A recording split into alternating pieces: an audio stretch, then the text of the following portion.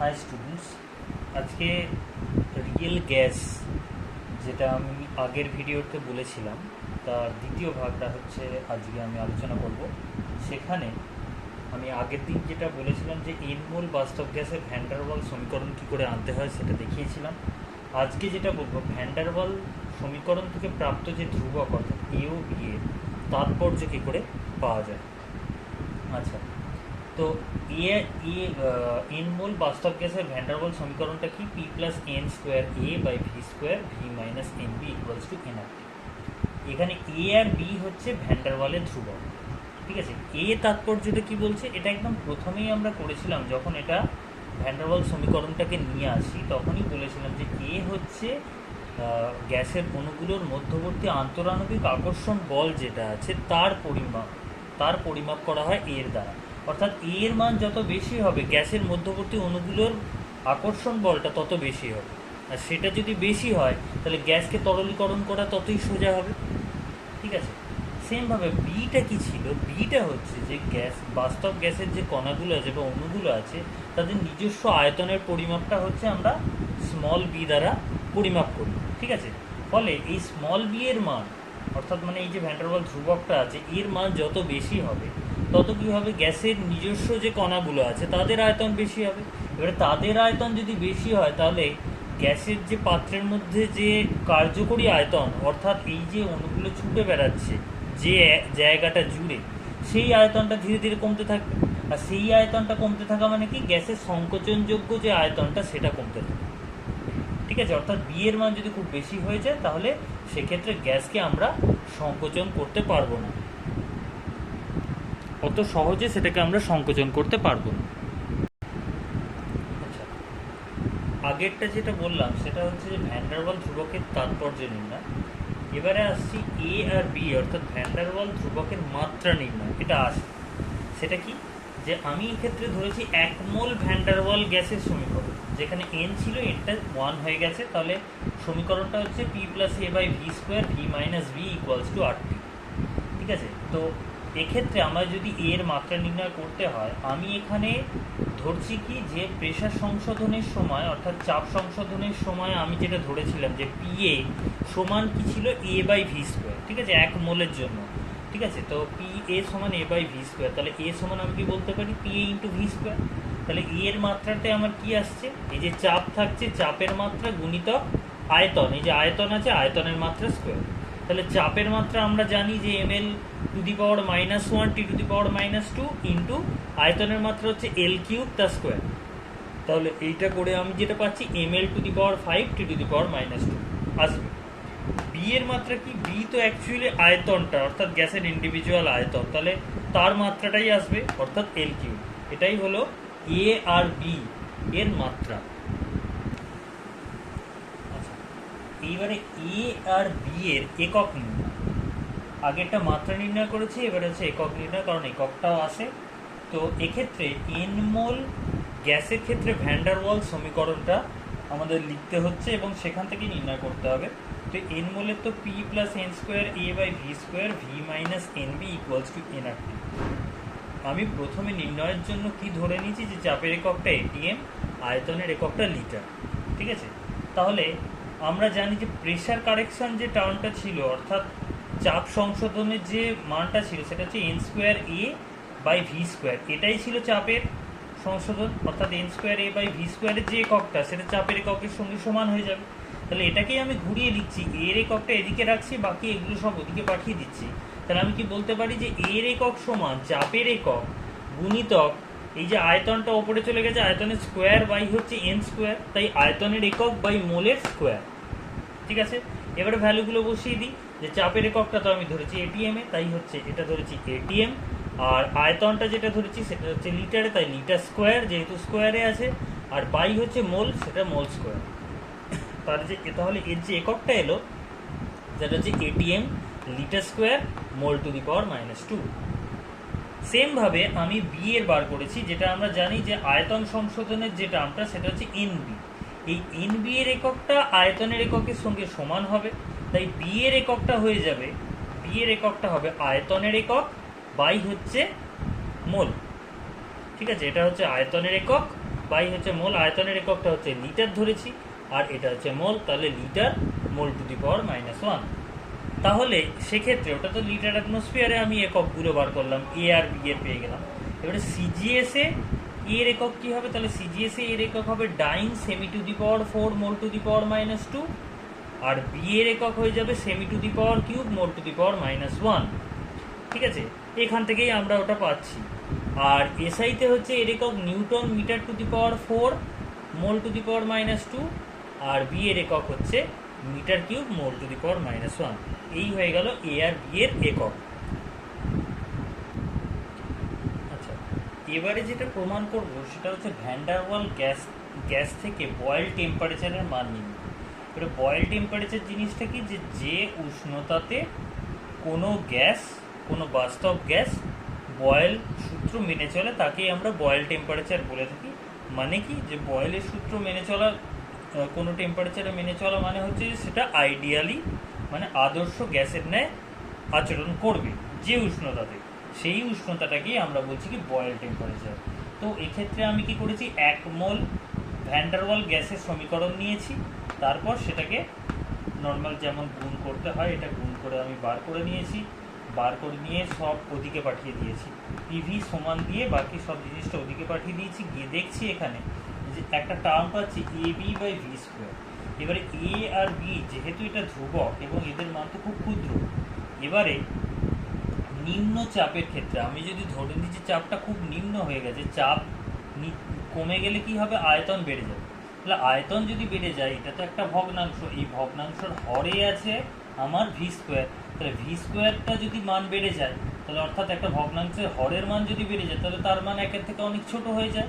তাই এক্ষেত্রে AB by V স্কোয়ারের মানটাও 1 থেকে অনেক ছোট হয়ে যাচ্ছে, যেটাকে আমি নগণ্য ধরে নিচ্ছি, বাদ দিয়ে দিচ্ছি।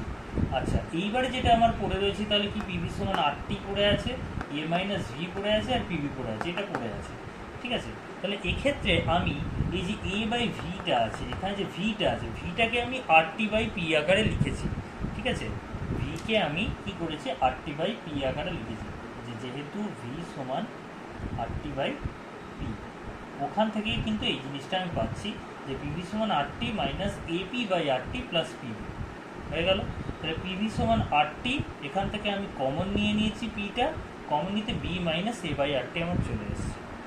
ঠিক আছে, এবারে আমরা কি জানি যে বয়েল টেম্পারেচার যখন যায় তখন গ্যাসটা আইডিয়ালি বিহেভ করে, মানে হচ্ছে যে তার আদর্শ গ্যাসের ন্যায় আচরণ করে। তাহলে আদর্শ গ্যাসের ন্যায় যদি আচরণ করতে হয়, তাহলে আমরা কি জানি যে পিভি সমান আরটি, এই জিনিসটা পালন করতে হয়। সেটা কখন সম্ভব হবে, যদি P into B minus A by আরটিটা 0 হয়ে যায়। ঠিক আছে, তাহলে এই জিনিসটা যখন 0 হচ্ছে, ঠিক আছে, তো দুটো পার্ট ইদার পিটা 0 হতে পারে অথবা এই বি মাইনাস এ বাই আরটিটা 0 হতে পারে। এবারে চাপ তো কখনোই শূন্য হয়ে যেতে পারে না, এক্স্যাক্ট শূন্য তো চাপ কখনোই হবে না প্রেশারটা, সেই জন্য কোনটা 0 হবে, এই পার্টটা 0 হবে। এবারে আমি যদি ধরে নিই যে যখন টিটা বয়েল টেম্পারেচারের সঙ্গে সমান, অর্থাৎ টি সমান টিবি, তখনই এই মানটা ইকুয়াল টু 0 হবে। সেক্ষেত্রে সেখান থেকে আমি টিভির কি মান পাচ্ছি, যে TV equals to A by R. ঠিক আছে, এটাই হলো বয়েল টেম্পারেচারের মান, সেটা ভ্যান ডার ওয়াল সমীকরণ থেকে, অর্থাৎ বাস্তব গ্যাস থেকে আমি প্রমাণ করে দেখালাম। এবারে যেটা আসছে যে ভ্যান ডার ওয়াল গ্যাস সমীকরণের ত্রুটি, আমরা যদিও দেখেছি যে ভ্যান ডার ওয়াল গ্যাস সমীকরণের সাহায্যে আমরা বাস্তব গ্যাসের যে নেচারটা, সেটা আমরা ভ্যান ডার ওয়াল গ্যাস সমীকরণ থেকে নির্ণয় করতে পারছি। এছাড়া আমরা কি করতে পারছি, ওর ক্ষেত্রে যে কোনো একটা গ্যাসকে আমরা কিভাবে তরলীকৃত করতে পারবো, সেটা আমরা ভ্যান ডার ওয়াল গ্যাস সমীকরণ থেকে বলতে পারছি। এমনকি আমরা বয়েল টেম্পারেচারটাও বলতে পারছি। এত কিছু বলা সত্ত্বেও এর মধ্যে কিন্তু কিছু কিছু ত্রুটি বর্তমান। সেই ত্রুটিটা কি, সেটা হচ্ছে যে যেহেতু ভ্যান ডার ওয়াল গ্যাস সমীকরণের আমরা জানি এ আর বি হচ্ছে ধ্রুবক পদ, কিন্তু অল্প টেম্পারেচার যদি চেঞ্জ করা হয়, অল্প টেম্পারেচার চেঞ্জ করলে কিন্তু এ আর বি দুটোই কিন্তু পরিবর্তিত হয়। কারণ কি, এ তো হচ্ছে যে অণুগুলোর মধ্যবর্তী আকর্ষণ বলের পরিচয়, টেম্পারেচার বাড়ালে আমরা জানি আকর্ষণ বল কমে যাবে, কারণ তাদের মধ্যবর্তী দূরত্বটা বেড়ে যাবে, তাহলে এ চেঞ্জ হবে। আবার আয়তন আমরা জানি কি হয়, আয়তন বেড়ে যায়। ঠিক আছে, সেই জন্য এর ক্ষেত্রে কিন্তু চেঞ্জটা আসে, শুধুমাত্র উষ্ণতার সঙ্গে না, চাপের পরিবর্তন ঘটালেও কিন্তু এরা পরিবর্তিত হয়। অর্থাৎ ভ্যান ডার ওয়াল যে বলেছিলেন যে এরা ধ্রুবক পদ, তা কিন্তু নয়।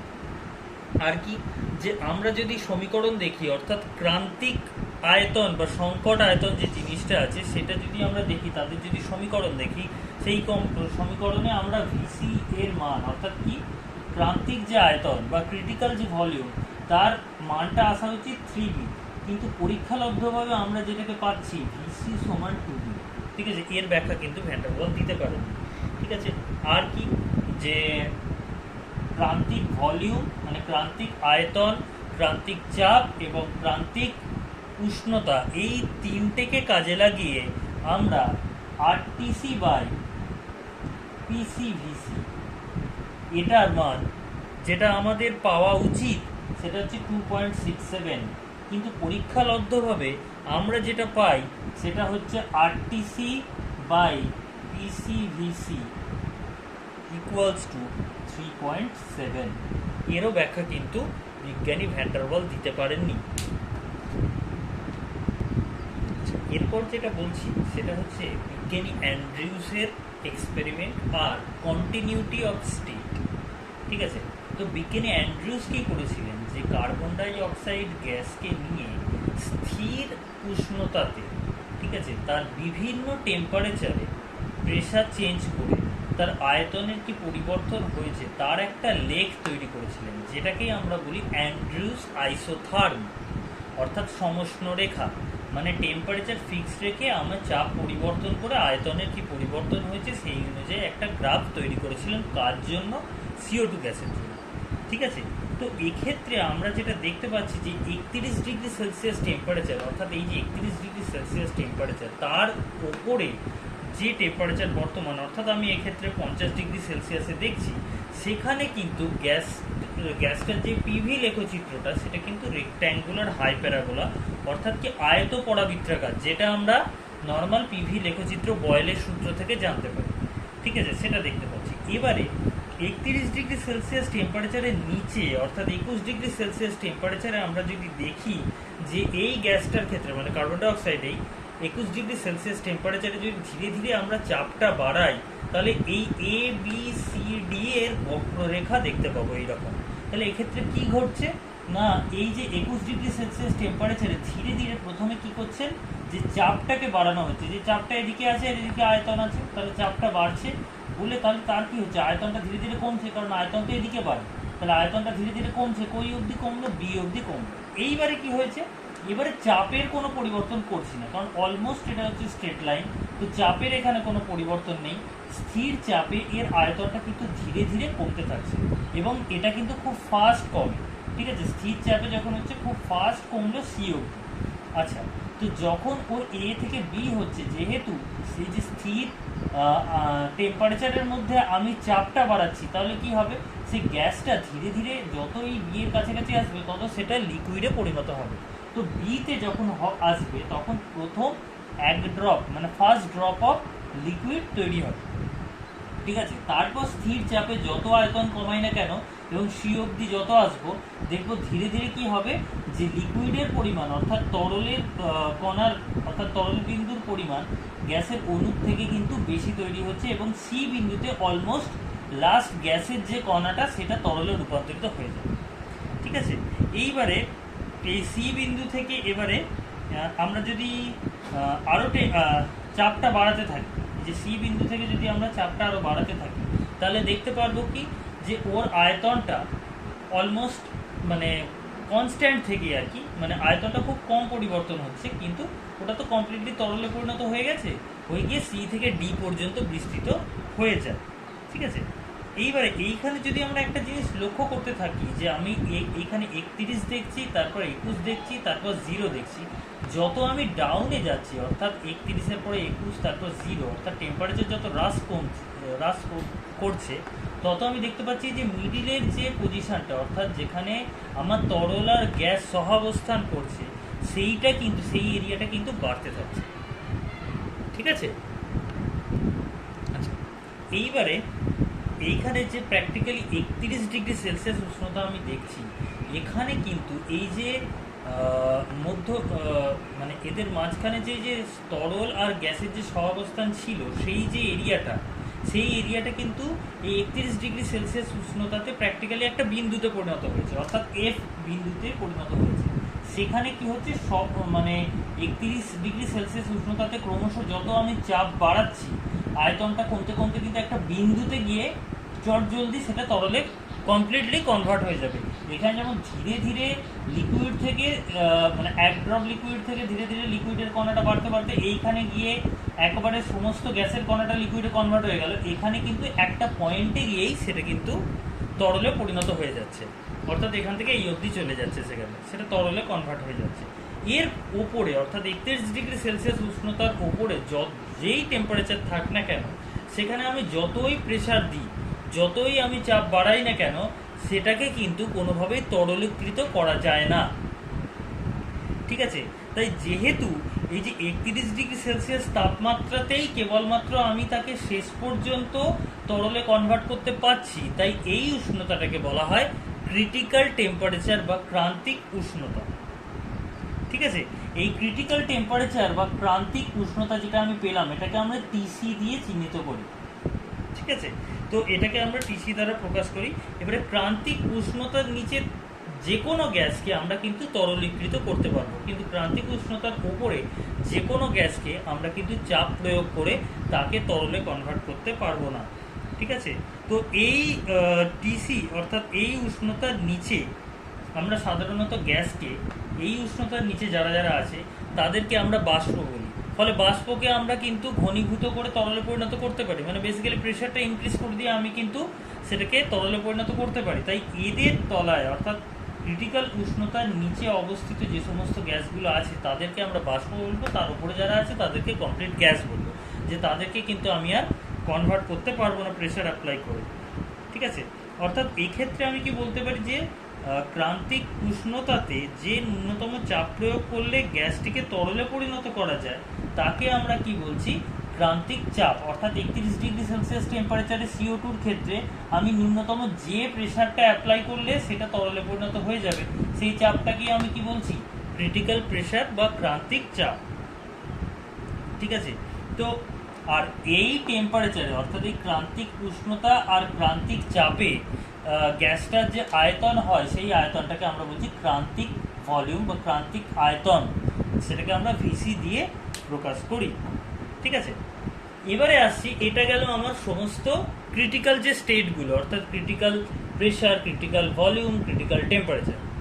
এবার কন্টিনিউটি অফ স্টেট কি বলছে, যে আমি এই ন্যাচারাল প্রসেস অর্থাৎ যে ফিক্সড টেম্পারেচারের মধ্যে আমি রেখে এটা করছিলাম, এবারে আমি যদি কি করি, যে এই CO2-র যে প্রেজেন্ট স্টেটটাকে যদি পি দ্বারা আমি প্রকাশ করি, এবারে এর আয়তনটাকে যদি ফিক্সড রাখি, এই আয়তনটাকে ফিক্সড রেখে, ঠিক আছে, আমি যদি চাপটা বাড়িয়ে দিই, ঠিক আছে, বা উল্টো দিক থেকে আমি যদি বলতে পারি যে এর যদি আয়তনটা ফিক্সড রাখলে তো ডেফিনেটলি তাহলে চাপের কিছু পরিবর্তন আমি এখানে ঘটাচ্ছি না।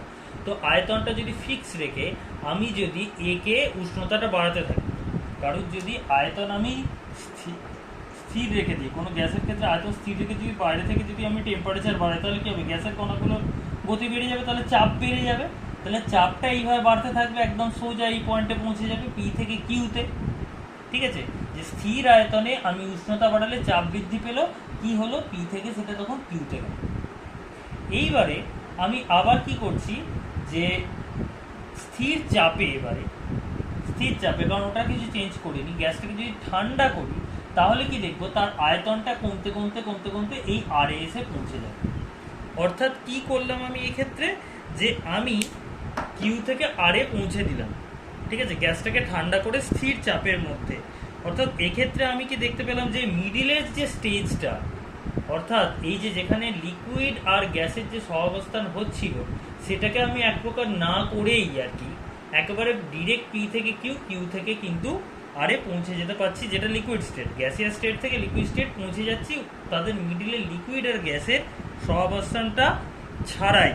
ঠিক আছে, সুতরাং এইভাবে আমরা কি বলতে পারি, যে এটাও যদি CO2 গ্যাসের ক্ষেত্রেই যেহেতু আমি বলছি, যে CO2 গ্যাসকে তরলে রূপান্তরিত করতে হলে কোনো সময় গ্যাস ও তরলের সহাবস্থান ঘটছে না, তাহলে এক্ষেত্রে আমি কি বলতে পারছি, এই ঘটনাটাকেই আমরা বলি যে কন্টিনিউটি অফ স্টেট বা অবস্থার অনবচ্ছেদ। ঠিক আছে, এটাকেই বলছে অবস্থার অনবচ্ছেদ। আচ্ছা, এদের যদি ডেফিনেশন জিজ্ঞেস করে যে ক্রান্তিক উষ্ণতা, তাহলে আমি কি বলতে পারি যে ক্রান্তিক উষ্ণতা হলো গ্যাসীয় পদার্থের এমন একটি উষ্ণতা যে উষ্ণতায় উপরে গ্যাসটি থাকলে শুধুমাত্র চাপের বৃদ্ধি ঘটিয়ে তরলে পরিণত করা যাবে না। ঠিক আছে, আর ক্রান্তিক চাপের যদি সংজ্ঞা আসে তাহলে কি বলবো, যে কোনো গ্যাসীয় পদার্থকে ক্রান্তিক উষ্ণতায় রেখে সর্বনিম্ন যে চাপ প্রয়োগ করলে তাকে তরলে পরিণত করা যাবে সেই চাপকে ওই গ্যাসের ক্রান্তিক চাপ বলে। আর ক্রান্তিক আয়তন কাকে বলবে, যে ক্রান্তিক উষ্ণতা ও ক্রান্তিক চাপে 1 গ্রাম অনুপরিমাণ কোনো গ্যাসীয় পদার্থের আয়তনকে গ্যাসটির ক্রান্তীয় আয়তন বলে। অর্থাৎ টিসি, পিসি, ভিসির সংজ্ঞা কিন্তু আমি বলে দিলাম। আচ্ছা, এবারে ভ্যান ডার ওয়াল গ্যাস সমীকরণ থেকে আমি এই ক্রিটিক্যাল কনস্ট্যান্টগুলো অর্থাৎ পিসি, ভিসি, টিসি এইগুলো আমি নির্ণয় করব। ঠিক আছে, এর জন্য আমি কি করেছি, এখানে 1 মোল গ্যাসের ক্ষেত্রে ভ্যান ডার ওয়াল গ্যাস সমীকরণটা ধরে নিয়েছি। তারপর এদের মধ্যে নর্মাল যেমন গুণ করতে হয় এটা গুণ করেছি, গুণ করে সেক্ষেত্রে আমি কি করেছি, এইটা আমি পেয়েছি। এবার কি করেছি, যে এখানে আমি ভি স্কোয়ার টার্ম পাচ্ছি, তাই এটাকে আমি আর ফ্র্যাকশন রাখবো না বলে সেই জন্য উভয় পক্ষকে ভি স্কোয়ার দিয়ে আমি গুণ করে নিয়েছি। গুণ করে আমি এইটা পেয়েছি। পাওয়ার পরে সব আমি বাঁদিকে নিয়ে চলে এলাম। চলে নিয়ে আসার পরে পিটা কমন নিয়ে নিয়েছি। পিটা কমন নিতে আমার এইটা হয়েছে V cube plus AV by P minus BV square minus AB by P minus RT V square by P equals to 0। এবারে তার মধ্যে থেকে আবার এই দুটোকে নিয়ে সেখান থেকে ভি স্কোয়ার কমন নিয়ে আমার যেটা হলো V cube minus V square দিয়ে B plus RT by P plus AV by P minus AB by P equals to 0। এবারে এই 1 নম্বর সমীকরণটা থেকে দেখতে পাচ্ছি ভি এর আমার ত্রিঘাত আছে। ত্রিঘাত থাকলে আমরা কি হয়, যে 3টে আমি রুট পাবো। ঠিক আছে, অর্থাৎ ভি এর 3টে রুট থাকবে। সেইটা ক্রিটিক্যাল স্টেটে, এটা আমরা জানি যে ক্রিটিক্যাল স্টেটে আয়তনটা আমি ভিসি ধরছি, নর্মাল ভিটাকে ভিসি ধরছি। তাহলে আমি যেহেতু 3টে এ পাচ্ছি, তাই রুট পাচ্ছি, তো আমি এটা বলতে পারি যে ভি মাইনাস ভিসি এর হোল কিউব ইকুয়ালস টু 0, 3টে পাবো বলে। তাহলে এর সূত্রটা বসিয়ে দিলাম এ মাইনাস বি হোল কিউবের সূত্রের ন্যায় এইভাবে। ঠিক আছে, এইবারে ক্রিটিক্যাল স্টেটে আমার টেম্পারেচারটা টিটা টিসি হয়ে যাবে আর পিটা পিসি হয়ে যাবে। এবারে একটা ক্রিটিক্যাল পয়েন্টে এই 1 নম্বর সমীকরণ অর্থাৎ এইটা থেকে আমি জাস্ট চেঞ্জ করে দিচ্ছি। অর্থাৎ কি করছি, যে V cube minus V square দিয়ে R TC by PC plus B plus AV by PC minus AV by PC equals to আর, এই জিনিসটা আমি লিখে দিয়ে দিচ্ছি। এইবারে এই যে সূত্রটা আমি এখানে পেয়েছি 2টা, আর এখানে যেটা পেয়েছি আমি 3 নম্বরটা, এই দুটো বেসিক্যালি একই।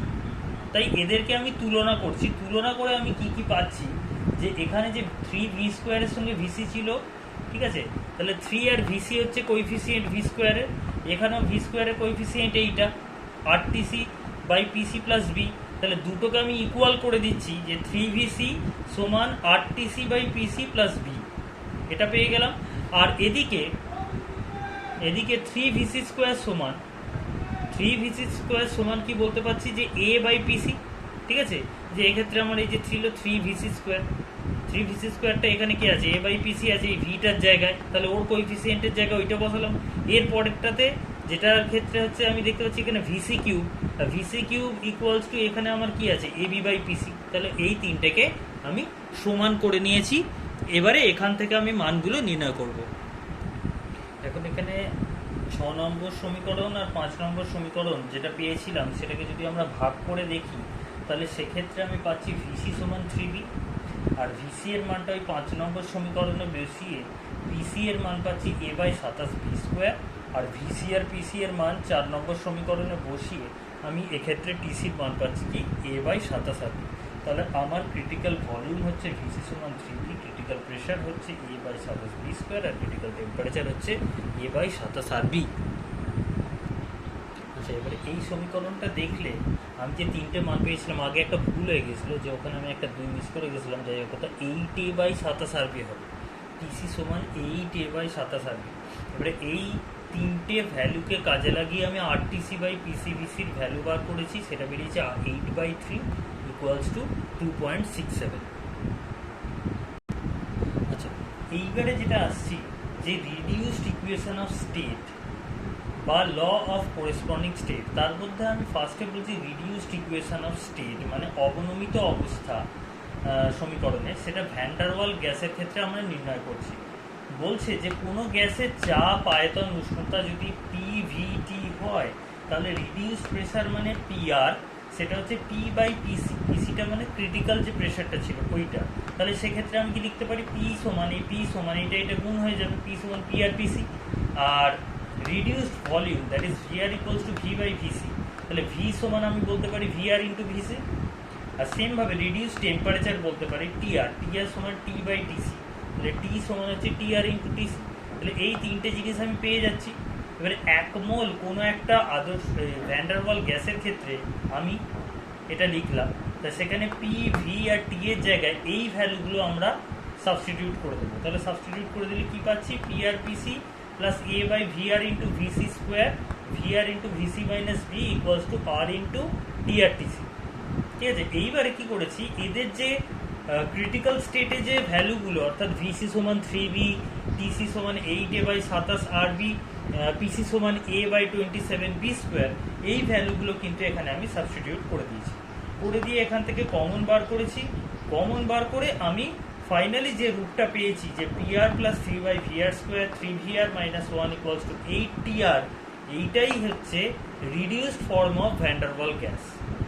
এখন এই রিডিউসড ইকুয়েশনটার দরকারটা কেন পড়লো, অর্থাৎ রিডিউসড ইকুয়েশনের আমার তাৎপর্যটা কি, সেটা হচ্ছে যে আমার ক্রিটিক্যাল স্টেট অবধি বা নর্মাল স্টেটে, অর্থাৎ এক মোল গ্যাসের ক্ষেত্রে ভ্যান ডার ওয়াল গ্যাসের ক্ষেত্রে আমরা কি দেখতে পাই, যে এখানে এ আছে, বি আছে, আর আছে, অর্থাৎ তিনটে ধ্রুবক আছে। ঠিক আছে, কিন্তু এক্ষেত্রে আমি যে রিডিউসড ইকুয়েশনটা পেলাম, এখানে এ বা বি বা আর এই তিনটেই নেই। ফলে এই যে ইকুয়েশন অফ স্টেটটা যেটা আমি পেলাম এখানে, এইটা কিন্তু যে কোনো গ্যাসের ক্ষেত্রেই প্রযোজ্য হবে।